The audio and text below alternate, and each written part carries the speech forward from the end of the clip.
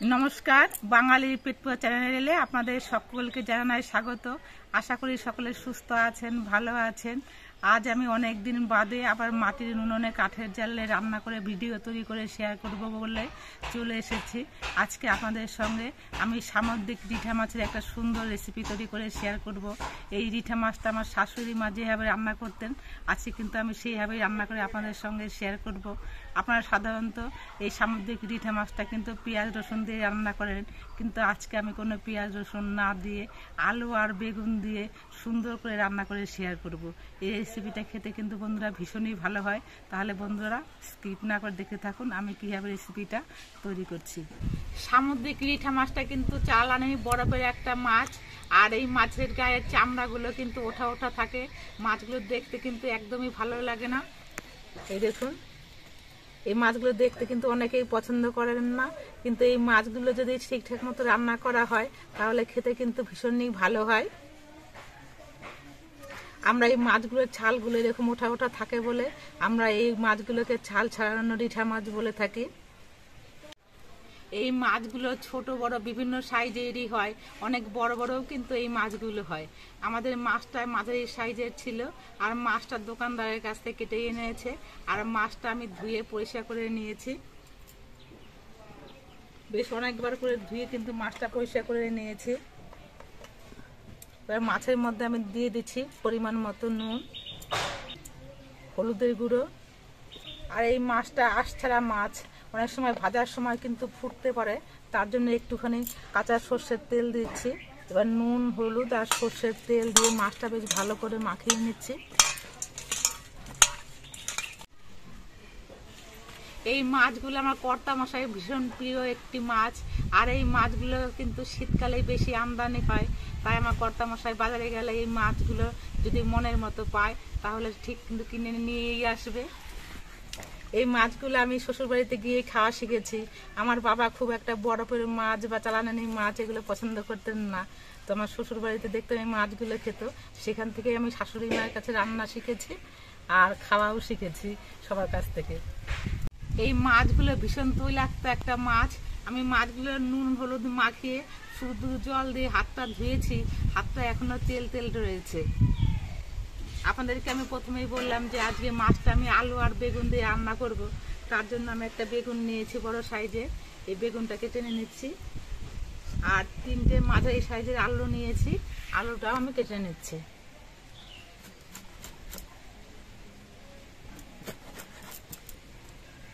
বেগুনটা পোকা বেরোলো, এবার ফেলে দিয়ে কাটতে হবে।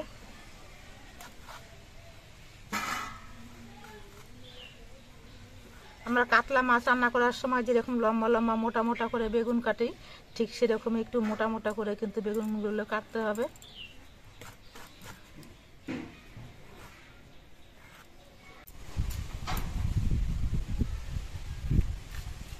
আপনারা সাধারণত এই মাছগুলো কিন্তু পেঁয়াজ রসুন দিয়ে খেতে হয়তো অভ্যস্ত।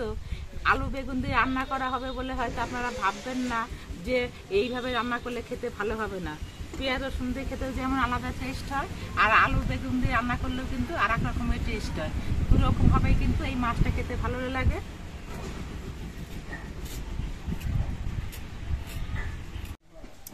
আমি 3টে আলু কাটার জন্য নিয়েছিলাম, কিন্তু 2টো আলু কাটার পরেই দেখলাম অনেকটা হয়েছে, এই জন্য 2টো আলু আর একটা বেগুন দিয়ে আমি রান্না করছি। এবার এগুলো আমি ধুয়ে নেব।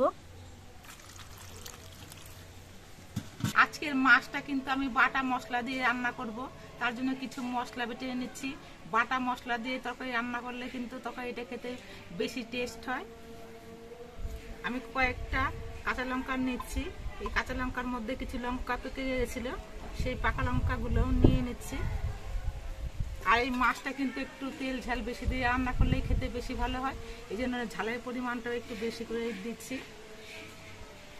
নিচ্ছি 4টে শুকনো লঙ্কা, অল্প একটু আদা,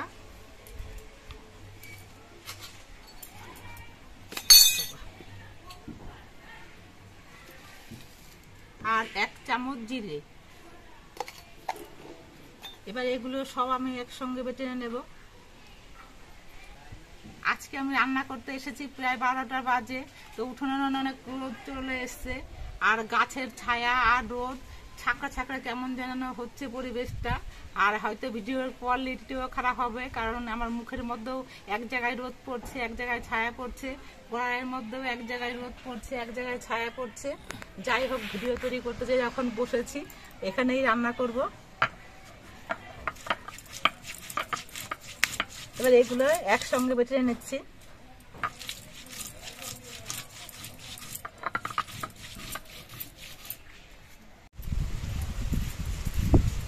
আগেকার দিনে কিন্তু সবাই বাটা মশলা দিয়ে তরকারি রান্না করতো, আমরাও আগে বাটা মশলা দিয়ে তরকারি রান্না করতাম। এখন শরীরে আলসে এসে গেছে, গুঁড়ো মশলা থাকে ঘরে, গুঁড়ো মশলা দিয়েই চালিয়ে দিই। তবে এরকম পেটে ঘষে রান্না করলে খেতে কিন্তু খুবই ভালো হয়।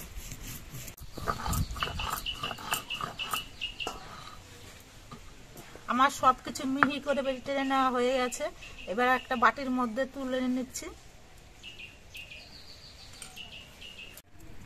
এবার উনুনটা ধরিয়ে আমি একটা কড়াই বসিয়ে দিয়েছি। কড়াইটা বেশ ভালো মতো গরম করে নিতে হবে। তারপরে কিন্তু তেলটা দিয়ে মাছগুলো ভাজতে হবে। আজকে আর কর্তামশাইয়ের ছুটি আছে বলে আমি একটু দেরি করে ভিডিও তৈরি করতে নিয়েছি। আর দেরি করে ভিডিও তৈরি করতে নিয়ে আমি খুবই সমস্যায় পড়েছি, কারণ এই রোদগুলোর মধ্যে ভিডিও তৈরি করতে একদমই পারছি না।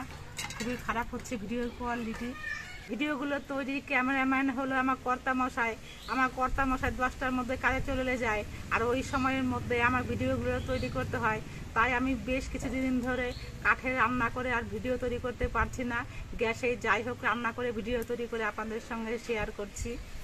আজকে ছুটি আছে বলে কাঠে রান্না করতে নিয়েছি, তাতেও অনেক সমস্যা, অনেক খাবার দিচ্ছে, এদিকে আবার রোদ, সব দিক দিয়ে অসুবিধা, কি আর করা যাবে।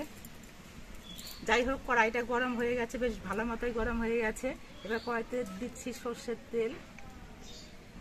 কড়াইয়ের তেলটা বেশ ভালো মতো গরম হয়ে গেছে। এবার কয়েক পিস মাছ একসঙ্গে দিয়ে আমি ভেজে নেব।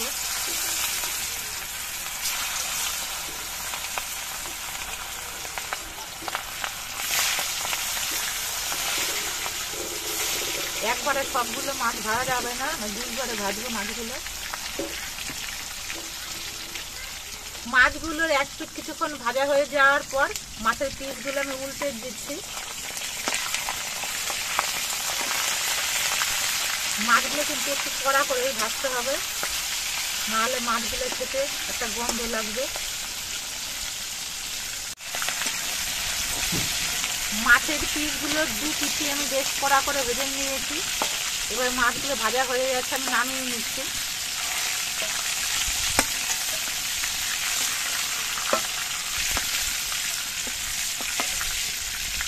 এই একইভাবে কিন্তু আমি বাকি মাছের পিসগুলো ভেজে নিচ্ছি।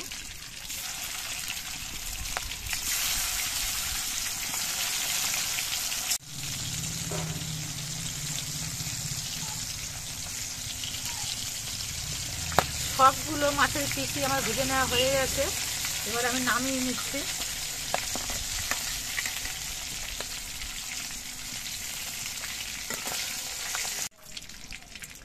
মাছ ভাজার পর কড়াইতে বেশ অনেকটা পরিমাণে তেল আছে। এবার এই তেলের মধ্যে বেগুনগুলো দিয়ে আমি ভেজে নেব।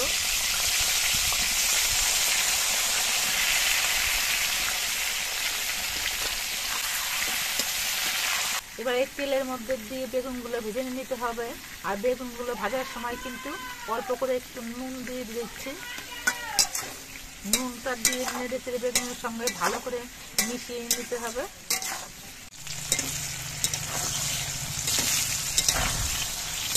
বেগুনের পিসগুলো বেশ ভালো মতো ভেজে নিয়েছি। এবার এই বেগুনের পিসগুলো আমি নামিয়ে নিচ্ছি।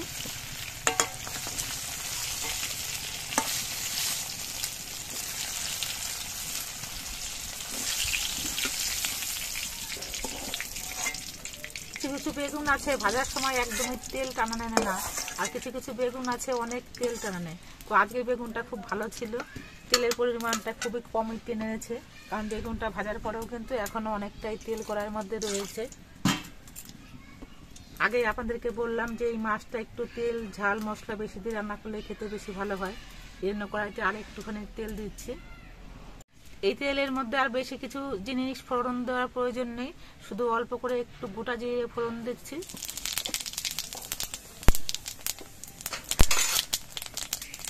জিরেটা একটু লালচে রং ধরে ভেজে নিতে হবে।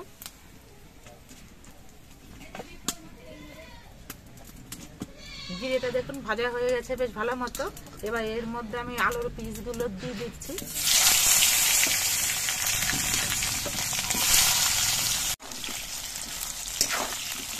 এবার আলুগুলো কিন্তু কিছুক্ষণ ভেজে নিতে হবে। আর এই আলুগুলো ভাজার সময় আমি পরিমাণ মতো নুন দিয়ে দিচ্ছি। আমি বেগুন ভাজার সময় নুন দিয়েছি, সেটা খেয়াল রেখে নিয়ে নুনটা দিতে হবে।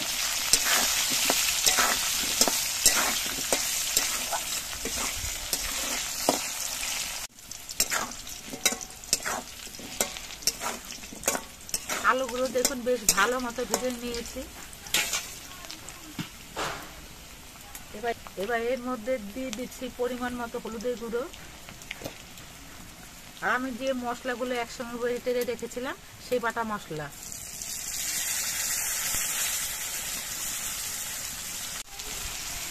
এবার এই আলু দিয়ে আর মশলা দিয়ে কিছুক্ষণ কষিয়ে নিতে হবে।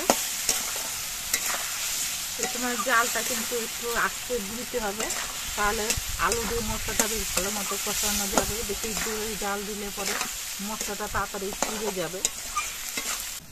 আলু দিয়ে মশলা দিয়ে আমি বেশ কিছুক্ষণ কষিয়ে নিয়েছি। মশলা থেকে দেখুন তেল ছেড়ে দিয়েছে। এবার এর মধ্যে আমি যে ভেজে রাখা বেগুনগুলো রেখেছিলাম আর মাছগুলো ভেজে তুলে রেখেছিলাম, এই ভাজা বেগুন আর মাছ ভাজাটাও দিয়ে দিচ্ছি। এবার সব কিছু দিয়ে একসঙ্গে কষিয়ে নেব। এরকম রান্নাটা কিন্তু আমি শাশুড়ি মার কাছেই শিখেছি। শাশুড়ি মা ঠিক এইভাবেই রান্না করতেন, এই জন্য কিন্তু আমিও এইভাবেই রান্না করছি। শাশুড়ি মা এইভাবে মাছের ঝোলটা রান্না করে দিতেন, তাতে খেয়ে দেখতাম বেশ ভালোই লাগতো। এই জন্য আজকে আমি মাছের ঝোলটাই এইভাবেই রান্না করতে নিয়েছি। আর এই সময় কিন্তু খুব আস্তে আস্তে নাড়তে হবে, নাহলে কিন্তু মাছগুলো ভেঙে যেতে পারে। এই জন্য খুব আলতো হবে, কিছুক্ষণ বাদে বাদে নেড়ে চেড়ে নিতে হবে আর একটুখানি সময় কষিয়ে নিতে হবে। সব কিছু দিয়ে আমি 2-3 মিনিটের মতো কষিয়ে নিয়েছি। আর এই মশলা দিয়ে আলু বেগুন দিয়ে মাছ দিয়ে একসঙ্গে কষানো হয় বলে কিন্তু এই মাছগুলো খেতে খুবই টেস্ট হয়। হয়তো এক একটা মাছ অনেক সময় ভেঙে যায়, কিন্তু মাছগুলো খেতে কিন্তু ভীষণই ভালো হয়। এবার এর মধ্যে আমি ঝোল দিয়ে দিচ্ছি। এই মাছের ঝোলের পরিমাণটা খুব কিন্তু কম রাখতে হয়, এই জন্য ঝোলের পরিমাণটাও অল্প করে দেবো।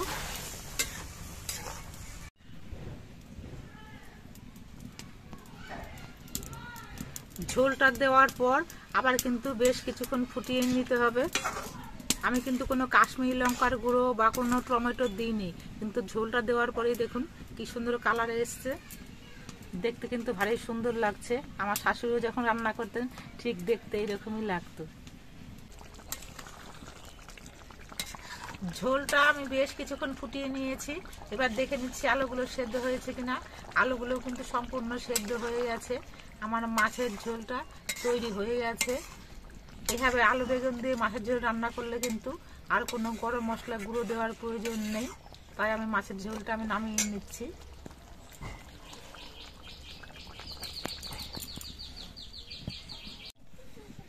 মাছের ঝোলটা দেখুন দেখতে কত সুন্দর হয়েছে, কত লোভনীয় হয়েছে। এই মাছের ঝোল দিয়ে আর গরম ভাত দিয়ে খেতে যা লাগে না, দারুণ লাগে। আপনারা একদিন এরকম বেগুন দিয়ে রান্না করে খেয়ে দেখবেন। এই মাছের ঝোলটা আমি একটা থালার মধ্যে বেড়ে নিচ্ছি।